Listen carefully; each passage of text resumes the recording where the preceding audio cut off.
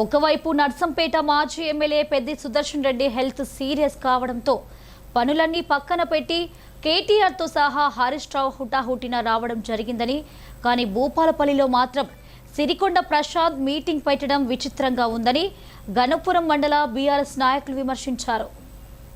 ఈ మేరకు గణపురం మండల కేంద్రంలో భూపాలపల్లి మాజీ market committee chairman Polusari Lakshmi Narasimharao మీడియాతో మాట్లాడారు. సిరికొండ మధుసూదనాచారి ఎన్నికల్లో పోటీలో ఉంటారని చెప్తున్నారని, ఇది సిరికొండ ప్రశాంత్ ఆలోచననా లేక మధుసూదనాచారి నిర్ణయమో చెప్పాలన్నారు. భూపాలపల్లి బీఆర్ఎస్ బరువు బాధ్యతలు గండ్ర వెంకటరమారెడ్డి మోస్తారని స్వయంగా కేటీఆర్ చెప్పినప్పటికీ ఒంటెద్దు పోకడలతో మాట్లాడడం సరైంది కాదన్నారు. ఏ పార్టీ నుండి పోటీ చేస్తున్నారో సమాధానం చెప్పాలన్నారు. గణపురం మండల బీఆర్ఎస్ కుటుంబ సభ్యులందరికీ నమస్కారాలు తెలియజేస్తున్నాము. అలాగే ఆరోగ్యం బాలేక హాస్పిటల్లో ఉన్న పెద్ది సుదర్శన్ రెడ్డి గారు వెంటనే కోలుకొని ఆయురారోగ్యాలతో బయటకు రావాలని చెప్పి గణపురం మండల బీఆర్ఎస్ పార్టీ తరఫున ఆ భగవంతుని ప్రార్థిస్తున్నాం. శాసనసభ ప్రతిపక్ష నేత మధుసూదనాచారి గారి కుమారుడు ప్రశాంత్ గారు నిన్న భూపాలపల్లిలో ఒక మీటింగ్ పెట్టడం జరిగింది. అది ఏ పార్టీ మీటింగ్ అనేది మాకైతే అర్థం కాలేదు. ఎందుకంటే బీఆర్ఎస్ పార్టీ మీటింగ్ అయితే బీఆర్ఎస్ నాయకులందరికీ ఇన్ఫర్మేషన్ ఉంటుంది. అలాగే మీటింగ్ పెడుతూ ఆయన చాలా మాటలు చెప్పడం జరిగింది. ఏది ఏమైనప్పటికీ మా నాన్నగారే ఇక్కడ నుండి మళ్ళీ నెక్స్ట్ ఎమ్మెల్యేగా నిల్చుంటాను. అయ్యా ప్రశాంత్ గారు, మిమ్మల్ని అడుగుతున్నాం, మీరు నిల్చుంటారు ఓకే, ఏ పార్టీ నుంచి నిల్చుంటున్నాడు? లేకుంటే ఈ మాట మీ నోటి నుంచి వచ్చిందా, లేకుంటే మీ నాన్నగారు కూడా ఇదే మాట మీద ఉన్నారా? ఆయనతో చెప్పియండి, నేను తప్పకుండా ఏమైనా నిల్చుంటా అని. అలాగే ఏ పార్టీ నుంచి ఉంటుందో చెప్పండి. ఎందుకంటున్నాం అంటే బీఆర్ఎస్ పార్టీ నుండి ఆల్రెడీ మన కేటీఆర్ గారు ఎలక్షన్ల తర్వాత కూడా కేటీఆర్ గారు వచ్చి క్లియర్గా చెప్పడం జరిగింది, మళ్ళీ రానున్న రోజుల్లో రమణారెడ్డి గారే భూపాలపల్లి నుంచి ఎమ్మెల్యేగా నిల్చుంటారు, భూపాలపల్లి బరువు బాధ్యతలన్నీ రమణారెడ్డి గారి చేతిలోనే పెడుతున్నామని చెప్పడం జరిగింది. అలాగే ఆ రోజు ఇంకో మాట కూడా చెప్పిండ్రు పెద్దలు మధుసూదనాచారి గారిని, వారిని మేము ఎలా వాడుకోవాలో మాకు తెలుసు, అందుకే వారి గౌరవంగా ఎమ్మెల్సీ పదవి ఇచ్చి శాసన మండలి ప్రతిపక్ష నేతగా ఎన్నిక చేయడం జరిగిందని కూడా చెప్పిండ్రు. ఇన్ని చెప్తా ఉంటే మీరు మాత్రం ఒంటెద్దు పోకడలతోని మీ కార్యక్రమాలు అలానే చేస్తున్నారు. చేసి ఏం చేస్తున్నారు?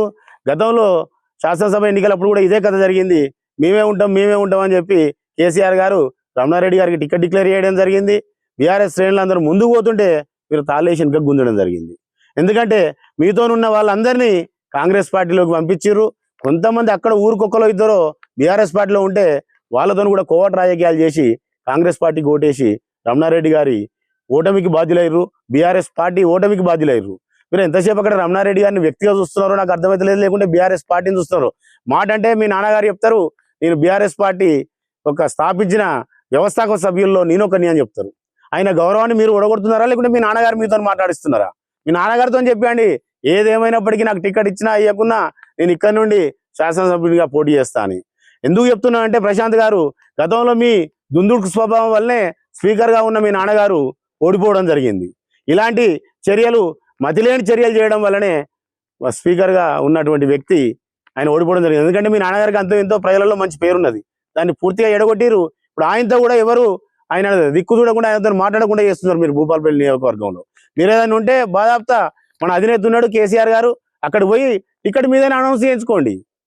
ఈ చిల్లర రాజకీయాలు చేస్తూ ఉన్న పార్టీని నాశనం చేసేది. ఎందుకంటే ఇక్కడ ఏ ఒక్కరిని అడిగినా కానీ వచ్చే ఎన్నికల్లో మేము బీఆర్ఎస్ పార్టీకి ఓటేస్తాం, రమణారెడ్డి గారికి ఓటేస్తాం అని చెప్పి ప్రజల నుంచి మంచి స్పందన వస్తుంది. మీరు బీఆర్ఎస్ పార్టీ నుంచి టికెట్ తెచ్చుకోండి, అంతే తప్ప ఈ చిల్లర మీటింగులు పెట్టి ఉన్న వ్యవస్థను పాడు చేసేందుకు మళ్ళీ సత్యానరావు దగ్గర ఏమైనా కుమ్ముక్కైనవా చెప్పు నువ్వు. ఎందుకంటే నేను నిల్చొని మా నాన్నగారు, మీ నాన్నగారు చెప్పాలి కదా, నువ్వెవరు ఆ మాట చెప్పడానికి? ఇక్కడ రాజకీయాల్లో తండ్రి కొడుకు చెప్పడం, కొడుకు తండ్రి చెప్పడం ఉండదు, వారసత్వాలు ఉండవు. మీ నాన్నగారు నిల్చుంటున్నావు కదా, మీ నాన్నగారితో ప్రెస్ మీట్ పెట్టి చెప్పి అప్పుడు మేమందరం కూడా ఏంది అనేది ఆలోచిస్తాం, కేసీఆర్ కూడా ఆలోచిస్తారు.